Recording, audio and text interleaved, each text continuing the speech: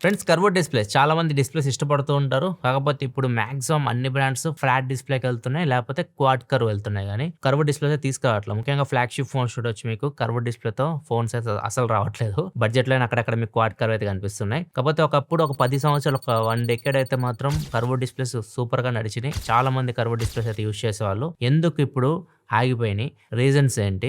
ఇవన్నీ మనం వీడియోలో తెలుసుకుందాం. ఫస్ట్ మనం ఎక్కడ స్టార్ట్ అయిందో అక్కడి నుంచి స్టార్ట్ చేద్దాం. 2013 సంవత్సరంలో ఫస్ట్ CESలో అప్పుడు సామ్‌సంగ్ ఫస్ట్ ఈ కర్వ్డ్ ఉంది కదా! ఈ ఫ్లెక్సిబుల్ డిస్‌ప్లేని అయితే వాళ్ళు డిస్‌ప్లేకి తీసుకొనొచ్చారు అక్కడికి. అందరూ దాన్ని చూసి చాలా ఇంప్రెస్ అయ్యారు. అదే సంవత్సరం 2013 అక్టోబర్‌లో సామ్‌సంగ్ ఫ్లెక్సిబుల్ డిస్‌ప్లే యూజ్ చేసి ఒక ఫోన్ తీసుకొనొచ్చింది. గెలాక్సీ రౌండ్ అని చెప్పేసి. మీ స్క్రీన్ మీద కనిపిస్తుంది చూడొచ్చు ఈ ఫోన్. ఈ ఫోన్ తీసుకొచ్చారు కానీ మార్కెట్‌లో ఫెయిల్ అయింది. ఎందుకు ఫెయిల్ అయిందంటే అది చూడడానికే కర్వ్ ఉంది. మనం ఏమైనా టేబుల్ మీద పెట్టామనుకోండి ఊగుతూ ఉంటది ఫోను. ఫోన్ ఇలా తిప్పి పెట్టామనుకోండి సైడ్స్ డ్యామేజ్ అవుతుంది. సెంటర్‌లో బానే ఉంటది డిస్‌ప్లే. ఇట్లా కొన్ని రీజన్స్ వల్ల ఇది పోయింది. ఇది ఫ్లాప్ అయింది. తర్వాత నెక్స్ట్ ఇయర్ 2014లో సామ్‌సంగ్ ఒక ఫోన్ తీసుకొనొచ్చింది. ఇక్కడి నుంచి ఈ కర్వ్డ్ డిస్‌ప్లే ఎరా అయితే స్టార్ట్ అయింది. ఆ ఫోన్ వచ్చేసరికి సామ్‌సంగ్ గెలాక్సీ నోట్ ఎడ్జ్ అని చెప్పేసి ఉంటది. ఓన్లీ ఒక సైడ్ మాత్రమే కర్వ్ తీసుకొనొచ్చారు.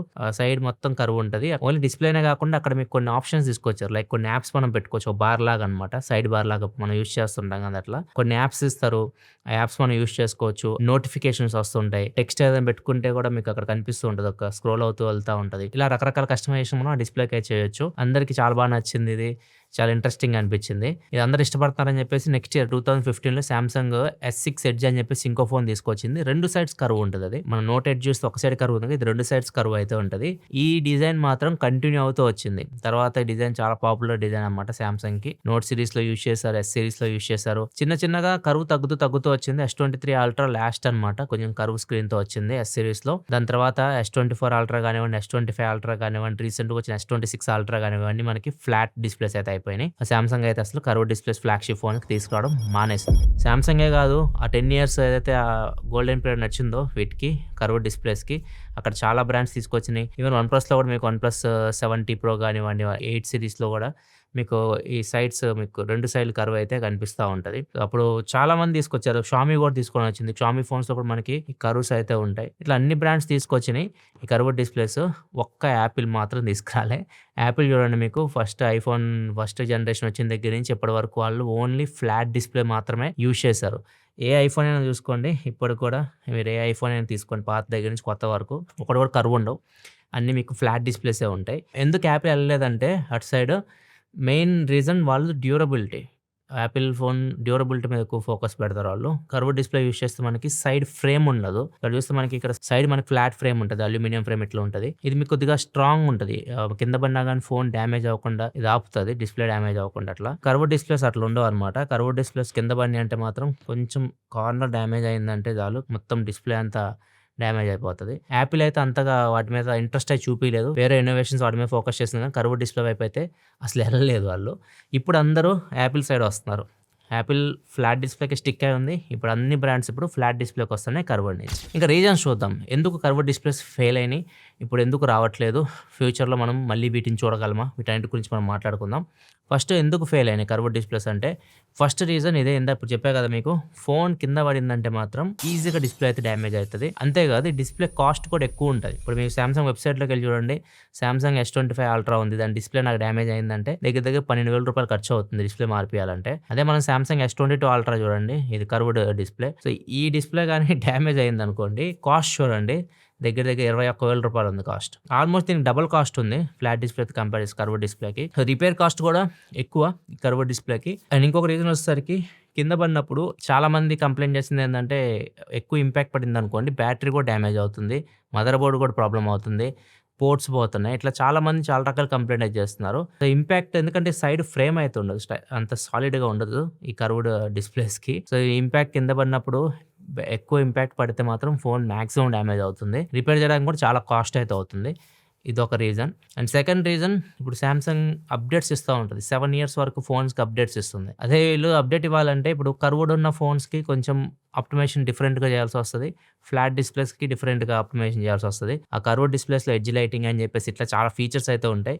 సో, వాటన్నిటికి సెపరేట్‌గా ఆప్టిమైజేషన్ చేయాల్సొస్తుంది. ఇది కూడా ఒక తలకాయ నొప్పనమాట. అప్డేట్స్ ఇచ్చేటప్పుడు కొద్దిగా ప్రాబ్లమ్ అయితే అవుతుంది. నెక్స్ట్ ఇంకొక మెయిన్ రీజన్ యాక్సిడెంటల్ టచెస్. చాలా మందికి అనుకోకుండా టచ్ అవ్వడం. ముఖ్యంగా గేమ్స్ ఆడేవాళ్ళు. గేమ్స్ ఆడే వాళ్ళకి ఫ్లాట్ డిస్‌ప్లే ఉందనుకోండి. సో, వాళ్ళు ఫోన్ పట్టుకోవడానికి గానీ, గ్రిప్ గానీ, ఆడడానికి గానీ చాలా బావుంటది. అదే కర్వ్డ్ డిస్‌ప్లే ఇస్తే గేమర్స్‌కి గ్రిప్ సరిగ్గా ఉండదు. యాక్సిడెంటల్ టచెస్ అవుతూ ఉంటాయి. సో, అంత మంచి ఎక్స్‌పీరియన్స్ అయితే గేమింగ్ పరంగా అయితే మాత్రం కర్వ్డ్ డిస్‌ప్లేస్‌కైతే లేదు. లాస్ట్ 5 ఇయర్స్‌గా చూడండి మొబైల్ గేమింగ్ అనేది మనకి ఇవాల్వ్ అవుతూ వస్తుంది. చాలామంది ఈ స్పోర్ట్స్‌ని కెరియర్‌గా తీసుకుంటున్నారు. లైక్ బీజీఎంఐ గానీ, కాల్ ఆఫ్ డ్యూటీ గానీ ఇట్లాంటి గేమ్స్ ఆడుతా ఉన్నారు.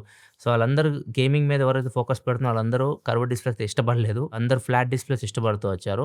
సో, ఇది కూడా ఒక రీజన్ అనమాట. ఫ్లాగ్‌షిప్ ఫోన్స్ కొనేవాళ్ళు ఖచ్చితంగా అది కూడా చూస్తారు. గేమింగ్ కూడా చూస్తారు. అండ్ ఇంకొకటి కర్వ్డ్ డిస్‌ప్లే వల్ల డిసడ్వాంటేజ్ అంటే గేమింగ్ పరంగా మీకు కూలింగ్ సిస్టమ్ కూడా బెటర్‌గా ఇంప్లిమెంట్ చేయలేరు. Vapour chamber cooling system area తగ్గిపోద్ది. అంత ఎక్కువ ఏరియా కవర్ చేయలేరు. అండ్ బ్యాటరీ ఎక్కువ కెపాసిటీ పెట్టలేరు. అండ్ ఇంకా గ్రాఫైట్ షీట్స్ ఇట్లాంటివి కూడా యూజ్ చేస్తుంటారు.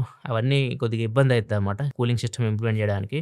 సో, అది కూడా ఇంకొక రీజన్. నెక్స్ట్ కర్వ్డ్ డిస్‌ప్లే గురించి ఎక్కువ మంది యూజర్స్ కంప్లెయింట్ చేసింది మాత్రం యూవీ స్క్రీన్ గార్డ్స్. ఇప్పుడు మీరు కర్వ్డ్ డిస్‌ప్లే ఫోన్ మీరు అన్బాక్సింగ్ చూస్తూ ఉంటే మాత్రం యూవీ స్క్రీన్ గార్డ్ ఏసేటప్పుడు మీకు స్టిక్కర్స్ ఏయడానికి స్టిక్కర్స్ ప్రొవైడ్ చేస్తూ ఉన్నారు. మనం యూవీ స్క్రీన్ గార్డ్ ఏచేటప్పుడు మీకు ఇక్కడ కింద పోర్ట్స్ గాని ఇవన్నీ సీల్ చేసిన తర్వాత యూవీ స్క్రీన్ గార్డ్ అయితే ఏయించాలి. ఇప్పుడు ఈ ఫోన్ ఉంది. ఇది క్వాడ్ కర్వ్‌తో వస్తుంది. దీని మీద యూవీ స్క్రీన్ గార్డ్ ఏపిచ్చుంది. అండ్ దీన్ని ఏపిచ్చడం కూడా తలకాయ నొప్పి. చాలా మంది ఒకటే ఆప్షన్ ఏందంటే ఒకవేళ మీకు కర్వ్డ్ స్క్రీన్ ఉందంటే నార్మల్ ఫోన్ కొన్నప్పుడు వస్తాయి చూసారా షీట్ లాగా ఉంటాయి. నార్మల్ స్క్రీన్ గార్డ్స్ అంటాం మనం వాటిని. అవి మీకు గీతలు ఈజీగా పడిపోతాయి. అండ్ ప్రొటెక్షన్ ఉండదు. కింద పడినప్పుడు స్క్రీన్‌ని అంత ఈజీగా ప్రొటెక్ట్ చేయలేవు అవి. జస్ట్ నార్మల్ షీట్‌లవి. అదే మీరు టెంపర్డ్ గ్లాస్ ఏయించారనుకోండి టెంపర్డ్ గ్లాస్ మీకు స్క్రీన్ కూడా ప్రొటెక్ట్ చేయగలదు. కర్వ్డ్ డిస్‌ప్లేస్ యూజ్ చేసే వాళ్ళు టెంపర్డ్ గ్లాస్ ఏయించాలంటే ఒకటే సొల్యూషన్ ఏందంటే యూవీ స్క్రీన్ గార్డ్ వాళ్ళు ఏయించాల్సి ఉంటది. సో, దాన్ని ఏయించాలంటే వాళ్ళు గ్లూ యూజ్ చేస్తూ ఉంటారు. సో, గ్లూ ఏమైతుందంటే లేసినప్పుడు కిందకెళ్ళిపోయి ఈ పోర్ట్స్‌లోకెళ్ళిపోయి పోర్ట్స్ డ్యామేజ్ అవ్వడం ఇట్లా చాలా మంది ప్రాబ్లమ్స్ అయితే ఫేస్ చేస్తారు. కొంతమంది వాల్యూమ్ బటన్స్‌లోకెళ్ళిపోతది. Volume up and down buttons పనిచేయవు. ఇట్లాంటి ప్రాబ్లమ్స్ చాలా మంది ఫేస్ చేశారు. దాన్ని దృష్టిలో పెట్టుకొని ఏదైతే కర్వ్డ్ డిస్‌ప్లే ఫోన్స్ తయారు చేస్తున్నారో కంపెనీస్ వాళ్ళు బాక్స్‌లోనే స్టిక్కర్స్ ఇస్తున్నారన్నమాట. స్టిక్కర్స్ ఏసేసి మనం యూవీ స్క్రీన్ గార్డ్ అయితే ఏయించుకోవచ్చు. ఏయించుకున్న తర్వాత దాన్ని గ్లూ పెట్టి వీళ్ళు స్టిక్ చేస్తున్నారు కాబట్టి కొన్ని రోజులు అయిన తర్వాత ఒక నెల, 2 నెలలు వాడారు. ఈ స్క్రీన్ గార్డ్ నేను తీపిచ్చాలంటే యూవీ స్క్రీన్ గార్డ్ అంత ఈజీగా అయితే రాదు. ఇక్కడ అసలు తీయడానికి కూడా కష్టం అనమాట. నార్మల్ టెంపర్డ్ గ్లాస్ అయితే మనం ఇట్లా అనగానే అది బయటకొచ్చేస్తది. ఈజీగా మనం తీసేయొచ్చు. ఇవి అట్లాగా స్టిక్ అయిపోయి ఉంటాయి.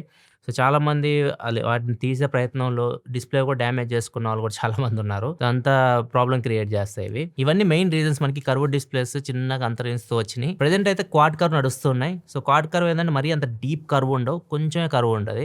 సో, అట్లాంటి వాటికి మనం నార్మల్ టెంపర్డ్ గ్లాస్ కూడా ఏయించుకోవచ్చు. కాకపోతే సైడ్స్ కొంచెం గ్యాప్ అయితే ఉంటది. ఇక్కడ మీరు స్క్రీన్ మీద చూడొచ్చు. కర్వ్డ్ డిస్‌ప్లే చూడడానికి ప్రీమియం అనిపిస్తుంటాయి. మీరు ఫోన్ వాడుతున్నప్పుడు కూడా కొద్దిగా ప్రీమియం అనిపిస్తుంటాయి చూడడానికి. ఆ లుక్ వేరే అనమాట. నెక్స్ట్ లెవెల్‌కి తీసుకెళ్తాయి అవి. కానీ క్వాడ్ కర్వ్ అయితే తీసుకురావచ్చు. ఎందుకంటే క్వాడ్ కర్వ్ వల్ల పెద్ద ప్రాబ్లమ్ లేదు. ఫుల్ కర్వ్ ఉండదు కాబట్టి మనం ఫ్రేమ్ కూడా సాలిడ్ చేయొచ్చు.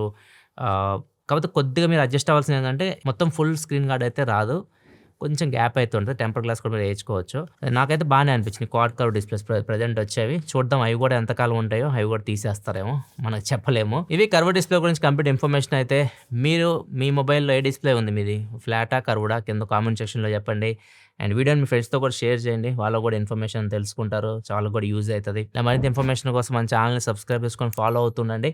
మళ్ళీ మనం నెక్స్ట్ వీడియోలో కలుద్దాం. అప్పటివరకు సెలవు. బాయ్.